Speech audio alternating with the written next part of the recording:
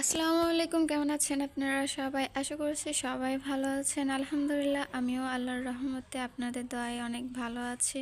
তো চলে আসছি নতুন একটা ভিডিও নিয়ে। আজকে হচ্ছে নিজের হাতে জলপাই আচার করব। এর আগে দেখছেন আমার ছোট যা জলপাইয়ের আচার দিছে। তো এদিকে জলপাইয়ের আচার করব আর এদিকে রান্নাও করব। আর হচ্ছে সবজিওয়ালা আসছিল, তার কাছ থেকে আমি এই দুটো ফুলকপি নিয়েছিলাম। তো দুটো ফুলকপি মাত্র 50 টাকা দিয়ে নিয়েছিলাম, কারণ হচ্ছে 2.5 কেজি হচ্ছে 100 টাকা কেজি গেছিলো। তো যাই হোক, এখানে হচ্ছে আমি জলপাইগুলো সিদ্ধ করতে দিয়ে দিছি, এখানে পানি দিছি আর হচ্ছে একটু লবণ দিয়েই সিদ্ধ করে নিব জলপাইগুলা। এই জলপাইগুলো কিন্তু ভালো করে সিদ্ধ করে নিলে ভিতরে অনেক সুন্দর নরম হবে।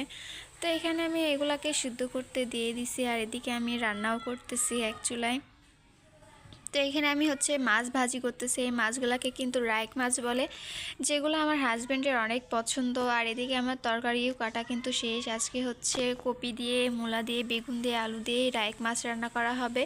আর এখানে আমার হচ্ছে মশলা করাও শেষ, হলুদ মরিচ গুঁড়া যা যা লাগে সব দেওয়া শেষ। আর এই যে আমার জলপাইয়ের গুলাও কিন্তু সিদ্ধ করা শেষ। তো এখানে হচ্ছে আমি জলপাইগুলো সিদ্ধ করে রেখে দিছি, আগে রান্না করে নেব, মানে দুপুরে তরকারি রান্না করে নেব, তারপর আমি আবার হচ্ছে আচার দিব।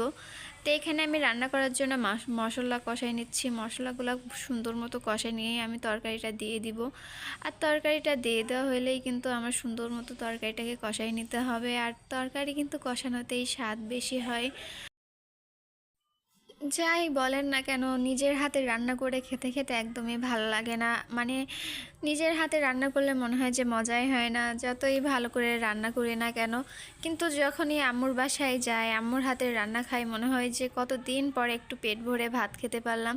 মানে আম্মুর হাতের রান্না এমন একটা জিনিস যে পেট ভরে ভাত তো খাওয়া যাবেই। আর হচ্ছে মনে হয় যখন নিজে রান্না করি, খালি আম্মুর কথা মনে করি যে আমার আম্মু এরকম করে আমাদেরকে রান্না করে খাওয়াতো। আর অনেক মিস করি, কারণ হচ্ছে অনেক দিন পর পর যখন আম্মুর কাছে যাই আর আম্মুর হাতের রান্না যখন খাই, তখন অনেক ভালো লাগে খেতে। আর নিজে যখন রান্না করি মনেই হয় না যে ওইটা দিয়ে ভাত খাই, কারণ ভালো লাগে না নিজের হাতে রান্না করে খেতে। তো যাই হোক, এখানে হচ্ছে আমার তরকারি কষাচ্ছি, কষানো কিন্তু অনেকটা হয়ে গেছে। এরপর আমি কিছুক্ষণ ঢাকা দিয়ে রাখবো। ঢাকা দেওয়ার পরে আমি কিন্তু আবার পানি দিব, দেওয়ার পরে আবার সিদ্ধ করে নেব। নেওয়ার পরে কিন্তু হচ্ছে আমি ঝোল দিয়ে দিব তরকারিতে। তো আর এই যে এখানে আমার মাছগুলোও ভাজা শেষ। মাছগুলোকে ভেজে একদম মাছের জান বের করে দিছি আমি। আর রাইক মাছগুলো কাঁচা দিলেই কিন্তু ভালো লাগে, মানে হচ্ছে যখন তরকারি কষানোর শেষের দিক হয়ে যায় তখন কিন্তু ওই মাছগুলো দিলে পরে মাছগুলো সুন্দর লাগে খেতে। তো এখানে আমার তরকারি কষানো কিন্তু শেষ। এখন আমি পানি দিয়ে দিব কষানো তরকারিতে। আপনাদের ভাইয়া এই রাইক মাছ কিন্তু অনেক পছন্দ করে, যার কারণে এই রাইক মাছ কিন্তু আজকেও কিনে নিয়ে আসছে। আর আজকে রাইক মাছ রান্না করা দেখছে বিধায় বলতেছে যে যাই ভাইয়াদের পুকুরে যাই, গিয়ে হচ্ছে আজকে যেহেতু ছুটির দিন, কারণ শনিবারের দিনটায় আপনাদের ভাইয়ের ছুটি থাকে, তো বলছে পুকুরে গিয়ে মাছ ধরে নিয়ে আসি। তো সে গেছিলো মাছ ধরতে আর আমি এদিকে রান্না বান্না করে নিচ্ছিলাম। আর এই যে আমার তরকারি কিন্তু রান্না প্রায় শেষ। আর এখন আমার ঝোলটা যখন ফুটবে তখন আমি হচ্ছে তরকারিতে মাছ দিয়ে দিব আর মাছটাকে সুন্দর মতো ফুটাই নিব। নেওয়ার পরেই কিন্তু হচ্ছে আমার তরকারি রান্না শেষ। আর আমি বেশিরভাগ কিন্তু এই রাইক মাছটাই কাঁচা দিতেই মানে ভালো লাগে খেতে আর কি, তো কাঁচাই দিই বেশিরভাগ। তো এখানে আমি এখন জলপাইয়ের আচার বানাবো, তো এই জন্য আমি হচ্ছে এখানে কিছু জিরা, কিছু পাঁচফোড়ন, কিছু মরিচ আর কিছু এলাচ এগুলো দিয়ে দিছি। এলাচ আর দারচিনি এগুলো দিয়ে দিছি। দেওয়ার পরে এগুলাকে সুন্দর মতো করে ভেজে নিব। ভেজে নেওয়ার পরেই হচ্ছে এগুলা কিন্তু পাটায় আমি বাটবো। আমার এদিকে কিন্তু এগুলোকে পাটা নোড়া বলে, আপনাদের এদিকে কি বলে সবাই বলবেন কিন্তু কমেন্টে।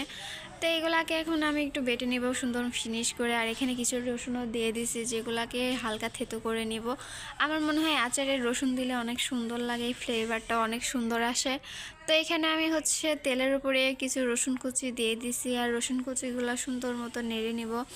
হালকা বাদামি কালার হলেই আমি হচ্ছে জলপাইয়ের আচারটা কিন্তু দিয়ে দিব। তো এখানে আমার জলপাইগুলো কিছু আমি হচ্ছে হাত দিয়ে চটকাই নিচ্ছি, যাতে হচ্ছে সুন্দর মতো চিনি টিনি এগুলো ভালোভাবে যায়। আর আমার কাছে কিন্তু আগরটার চেয়ে এরকম থেতো করাগুলো একটু বেশি ভালো লাগে, এই জন্য আমি হাত দিয়ে একটু চটকাই নিছি। তো এখানে আমি তেলের ওপর জলপাইগুলো সুন্দর মতো দিয়ে দিছি, দেওয়ার পরে হচ্ছে নাড়াচাড়া করতেছি। এরপরে আমি দিয়ে দিব চিনি, আর চিনির মাত্রাটা কিন্তু একটু কম হয়ে গেছিলো, যার কারণে একটু টক হয়েছিল। এই জন্য আপনাদের ভাইয়া বলতেছিল যে চিনিটা কম হয়ে গেছে, তুমি পরবর্তীতে আবার চিনিটা।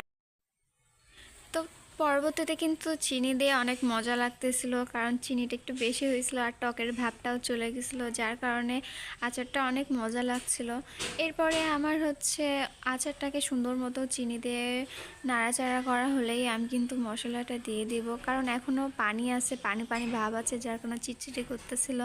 এর জন্য আমি আরও ভালোভাবে নাড়াচাড়া করতেছিলাম। এরপরে আমি দিয়ে দিব মশলা দেওয়ার পরে কিন্তু কালারটা আরও সুন্দর আসছিলো। আর এরপরে আমি এই মশলাটা দিয়ে সারি আরও ভালোভাবে নেড়ে চেড়ে নিব। আমি কিছু মশলা রেখে দিয়েছিলাম যে পরবর্তীতে দিব, এই জন্য আবার আমি পরবর্তীতে দিয়ে দিছি কিছু মশলা।